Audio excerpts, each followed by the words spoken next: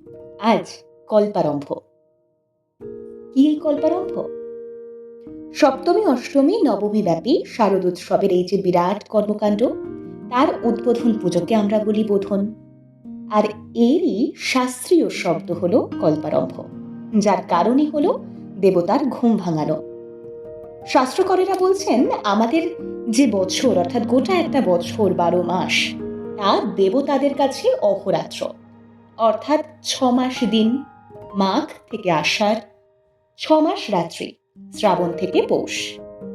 আর রাত্রি মানেই তো ঘুমের সময়, আর সেই ঘুম নিষ্ঠা ভরেই ভাঙানো উচিত। হঠাৎ হাঁক ডাকে তিনি ক্রুদ্ধ হতে পারেন। এখান থেকেই বোধনের পুজো।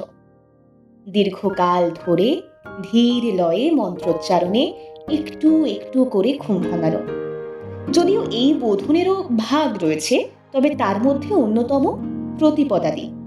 মহালয়ার অমাবস্যার পরদিন, অর্থাৎ প্রতিপদ থেকে ষষ্ঠীর দিন, যে দিনে এসে আমরা সবাই বলে উঠি, হে উষা, হে মা, হে ধরিত্রী দহিতা মাতা, তুমি উদয় হও, প্রকাশ হও, শস্য দাও, প্রাণ দাও, আলো দাও।